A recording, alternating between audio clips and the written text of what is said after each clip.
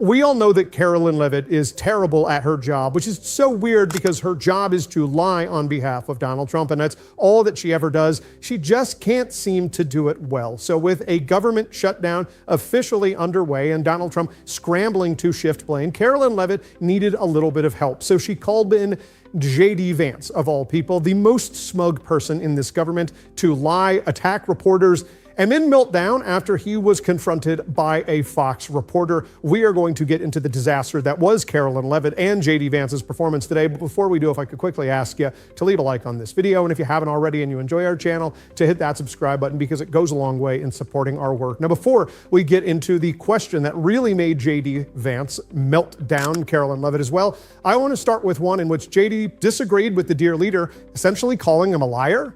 Mr. Vice President, and thank you for being here. Yesterday, President Trump said, as a result of the shutdown, we'll be laying off a lot of people that are going to be very affected, and the Democrats, they are going to be Democrats. Has the administration asked agencies to target federal workers who they believe to be Democrats in these reductions of forces?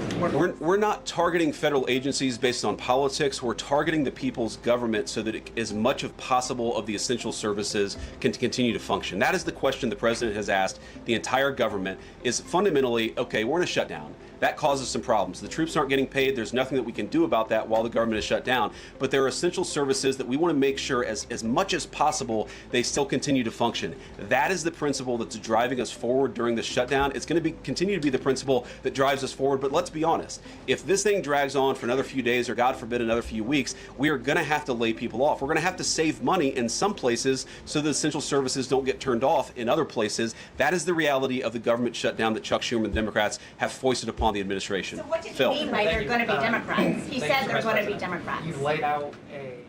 So we saw Trump yesterday say that the people who would be laid off in the mass firings that he is promising, and it's important to recognize why Donald Trump is promising these mass firings now that we are officially underway in this government shutdown. It was a tool for leverage, saying that if Democrats didn't go along with his plans, didn't give him the budget that he wanted, didn't allow him to cut health care for millions of Americans and raise their premiums, then he would be doing mass firings, purges of the federal workforce, which is what Donald Trump has already done. So please, Chuck Schumer, do not write a strongly worded letter and then ultimately bend the knee because you're worried about Donald Trump threatening to do something that he's already done. But Trump yesterday said that he was only going after Democrats in the federal workforce, which doesn't make any sense, and I don't really know exactly how they figure that out. But JD is now backtracking on that. One, because it's politically unpopular and fucking stupid. And two, because what? What does that even mean? But Vance is disagreeing with the dear leader, so he's probably going to get an earful from either real Trump or the fake Trump, who Trump now shares on Truth Social, making his weird AI deepfake post, which Karoline Leavitt was actually asked about. Two things to ask you about. Sure. First thing, I want to ask about this video that the president posted the other day. It was an AI deepfake of himself talking about something called med beds. What was he trying to communicate to the public there, and why did he delete it? I think the president saw the video and posted it, and then took it down. And he has the right to do that. It's his social media. He's incredibly transparent, as you all know. You hear from him directly on social media. He likes to share memes. He likes to share videos. He likes to repost things that he sees other people post on social media as well. And I think it's quite refreshing that we have a president who is so open and honest directly himself. Many a times on Truth, you are hearing directly from the President of the United States. And second thing. In the middle of a government shutdown, our president is so brain broken that he is being confused with AI videos of himself. That was so funny. That was the funniest part to me of that clip that Donald Trump shared of Laura Trump on Fox talking about med beds, which are these weird right-wing conspiracy like miracle healers, is that Donald Trump shared a video that he thought was real in which she said things that he didn't say. Like, Donald Trump is so stupid, so out of it, and so in decline that he saw himself speaking in a fake video created by AI and thought, yes, that is me. I do sound like that. So either Donald Trump has lost his brain that much and he's in complete cognitive decline, or he just also agrees with us and thinks he's stupid and was like, oh, I could totally see myself saying that. But either way, Donald Trump is not focused on anything that actually matters in the middle of this government shutdown, except for trying to put the squeeze on Chuck Schumer by attacking New York to try to get him to fold. J.D. Vance was pressed on that by Peter Doocy, of all people, and it didn't go too well. The administration announced today that $18 billion bound for New York transportation projects is going to be frozen, so it can't go to DEI programs there. But the timing of this, does announcing that today mean, you guys are going to squeeze Chuck Schumer's home state until he blinks. Look, I haven't talked to Russ about this morning, but look, I'm sure that Russ is heartbroken about the fact that he is unable to give certain things to certain constituencies. We want to do everything that we can to help the American people, but when the Democrats shut down the government, we have to actually do a little triage to make sure the most critical and most essential services are provided.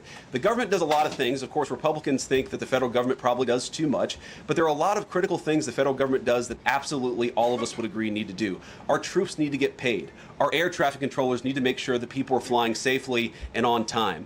We need low-income people to be able to access the food services that are provided by the federal government. There are critical things that need to be saved. We're going to do everything that we can over the coming weeks, if the shutdown lasts that long, to ensure that people get the essential services that they need, despite the fact that Chuck Schumer has shut down the federal government. It's not going to be perfect because we are in a government shutdown. We are going to have to lay some people off if the shutdown continues. We don't like that. We don't necessarily want to do it, but we're going to do what we have to keep the American people's essential services continuing to run. Donald Trump is always trying to use intimidation as the means to get what he wants. But Democrats will not fold in this moment. We cannot. We have to have a backbone. We have to have some clarity. We have to understand that Americans realize that Donald Trump is responsible for this shutdown. And if we cave to him, he is just going to continue to use the same tools of intimidation. It's why Bernie Sanders said he's not backing down. He's fighting back. We can see that right here. We're looking at more income and wealth inequality than we've ever had. We're looking at a situation where we have a major housing crisis, major educational crisis. People in Vermont are going to the grocery store. They can't afford their food.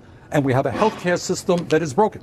And for the first time in the modern history of this country, where in the Senate you need 60 votes. That means bipartisanship. What the Republicans have said, sorry, we're not going to deal with the opposition. We're going to do it alone. Here it is. You take it or you leave it. I will not take it. And I'll tell you why I will not take it. Just today, there was a report that came out from the Kaiser Family Foundation. This is what they said. 24 million Americans will see more than a doubling in their health care premiums. See what that means? People in Vermont and around the country cannot afford health care right now. So they just won't have health care. They won't have health care. And on top of that, what the Republicans did in Trump's big, beautiful bill is to throw 15 million Americans off of the health insurance they have. Another study came out, University of Pennsylvania, Yale. You know what that is? They say that 50,000 Americans a year will die unnecessarily because they can't get to a doctor. So instead of improving a broken healthcare system, these guys are making it far, far worse. So I cannot sit back and allow a situation where tens of thousands of people in this country will actually die in order for Trump and the Republicans to give $1 trillion in tax breaks to the top 1%. That is insane. It's unacceptable. We cannot allow that to happen. What's your response to Republicans like House Speaker Mike Johnson and others who say the subsidies don't expire until the end of December? We have time to negotiate on those and we can find some common ground. Well, for a start, common ground, really. They have had months. And for the first time in modern history, they have not sat down. What has always happened is a majority. He talks about how 13 occasions they worked with the Democrats. It's true. Because the Democrats in that case sat down with them. So what you need is a bipartisan solution. But these guys have said it's my way or the highway. This is the way it's going to be. And that is kind of what Trumpism is about. That's that authoritarian tendency that we're seeing in America right now. So are you telling me you're willing to vote no every time Leader Thinner brings this up? I am not going to allow. Let me be clear. All right, you can quote me on this. You can quote me on this. We say in Vermont, till the cows come home. I will not let tens of thousands of fellow Americans die because they're thrown off of health care. In my state, people cannot afford a doubling in the healthcare premiums. We are already paying the highest prices in the country for healthcare. People just can't afford it.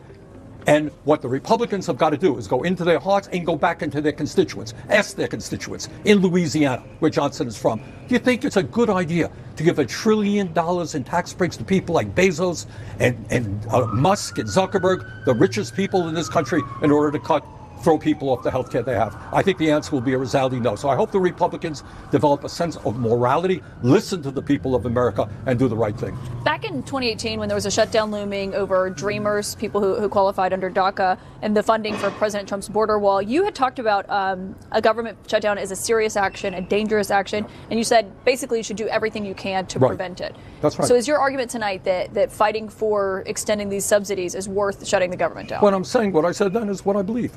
No sane person wants to see a government shut down. People are going to be hurt, and that bothers me very, very much. But if we allow the Republicans to simply not negotiate and to throw 15 million people off of health care and to double premiums for 20 million people, that will cause even more harm. And by the way, on top of all of that, you have a president who today said to the military, wouldn't it be a good idea if we could start practicing military exercises by invading cities in America, who was threatening the media. So you have a movement toward authoritarianism that we have to address as well. This, Caitlin, is a very difficult moment in the modern history of this country. I think probably as dangerous as any time since the Civil War period. And I think what the American people are saying, this is not business as usual. We've got to stand up, we've got to fight back, and create a government that works for all of us, not just Elon Musk and the billionaires. One thing I've heard from the White House is that the budget director, Russ Vought over there, is basically ready to go if the government is shut down, canceling programs they don't like, laying off federal workers. Are you worried about that? Of course I'm worried about it, but that's what they've been doing already. You remember when Musk was running Doge, we're going to throw out 83,000 employees who work for the Veterans Administration. And that's a very nice way to treat the men and women who are veterans of this country, who put their lives on the line to defend us, cutting Social Security positions. They're doing it already. Give you one more example. You may have seen this, I'm sure you did. I think it was yesterday. Trump says, well, if Mr. Mamdani becomes the mayor of New York City, well, you know what? I'm going to cut funding to New York City. Well, that's great. You cut funding to any city, any state that you don't like. Well, not only is that illegal, not only is that unconstitutional, it's outrageous.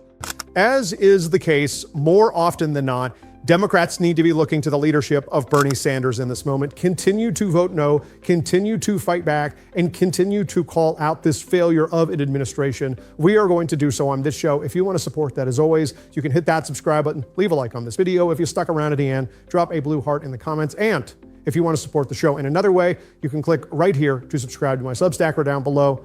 Keep on fighting. Don't let them silence you. And until next time, I'll see you soon.